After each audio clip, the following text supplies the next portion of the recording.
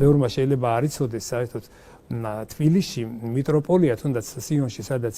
პატრიარქი დაიგზალა ცხეთა თბილისის ეპარქია შემდგომში გაერთიანდა. იყო თბილისის მიტროპოლია, ანუ მიტროპოლიტი იჯდა და კათოლიკოსი იჯდა ანჩისხატის ტაძარში. სამეფო პერიოდში, როდესაც მეფე იყო, ერეკლე მეფის დროის პერიოდში, ხო, აი კათოლიკოსი დომენტიდან მოყოლებული ანტონის ჩათვლით იქ სასულიერო სემინარიაც იყო და უამრავი წირვა ლოცვები, ხოთაშორის კირიონიც ატარებდა ანჩისხატის ტაძარში წირვას და პირველი, როდესაც მიეცათ საშუალება, პირველი მირონი მანდ მოხარშეს, ესე ვთქვათ, აი დიდი წვეთის შემდეგ. და შემდგომ, როდესაც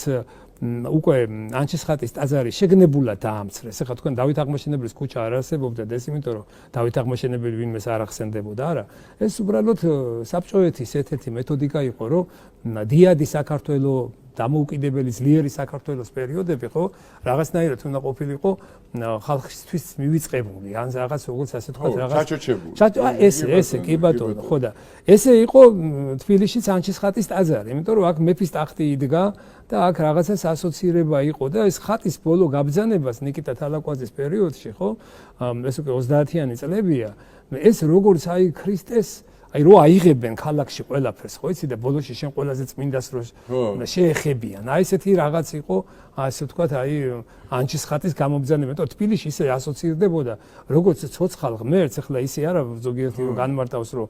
ვერ არჩევდნენ ვთქვათ ფიცარს და ამაღლებულ ქრისტეს არა უბრალოდ იმდენად ახლოს იყო მისი სახიდან გადასული იყო იმდენად მის განკაცებასთან იმ ისტორიასთან ახლოს იყო რომ ამას ასე ვთქვათ ადამიანები ძალიან დიდი სასწაუები და ხშირად ლიტერატურაში გვხვდება რომ რა ანჩისხატი ცოდე ანჩისხატთან მივალო და იქ გადაგცემო მე შენ ანჩისხატს როგორც ცოცხალ ღმერთთან რომ იქ პირდაპირ უფალი უსმენდა იქიდან ამაღლებული ამას ესეთი სასწაულნებით და საშინელი შეერქვა და ეს რა თქმა უნდა რომ ძალზედ მნიშვნელოვანი იყო ამ ტაძრის გახსნა რა თქმა უნდა ბევრი რამე მოგვიხდა ახლა ძეგთა დაცვას ქონა იქ დაკავებული ყოფილი ისტორიული სემინარიის შენობა ჩვენ სადაც ვარ ძევით იქ სადაც ხელოვნების მუზეუმის წინ სამლოცველოა გაკეთებული იქ იყო სასულიერო სემინარია ეს უკვე შემდგომში უკვე ცარიზმის და იმ ეგზარქოსიის პერიოდში სადაც ნუ სტალინი იაკობ გოგებაშვილი და უამრავი ძალიან ესეთი განათლებული ხალხი სწავლობდა ამ სასულიერო სემინარიაში მაგრამ ერეკლე მეფის დროს ეს სემინარია და სასწავლებელი როგორც საერო ისეთ სასულიერო ფუნქცია ჰქონდა შერწყმული ეს იყო ანჩისხატის ტაძრის ეზო და პოლიტოს კარბელაშვილის მინდა პოლიტოს კარბელაშვილის ამაზე ძალიან ბევრი აქვს მოთხრობილი და ეს ტაძარი კი გაიხსნა მაგრამ ეს ხატი არ იყო რა თქმა უნდა მისი სახელმდები და აი ეს თვითონ ასე ვთქვათ სასწავლებელიც კი რომელიც უდიდესი ისტორიის და უდიდესი ჩვენი ეპისკოპოსების გამომზრდელი იყო და გამოჩენილი ხალხის აი ეს შენობაც არ იყო ნუ სხვათა შორის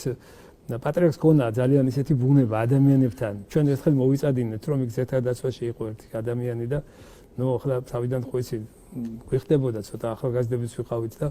ცოტა ისიც ესე ცოტა ისე შევიჭერით რომ ეს აი ვაკითხებდი მოთხრა სემინარის შენობა იყო მეთქი და აქ ჩვენს გვაქვს მეთქი უფლება რომ ჩვენი ასე ვთქვათ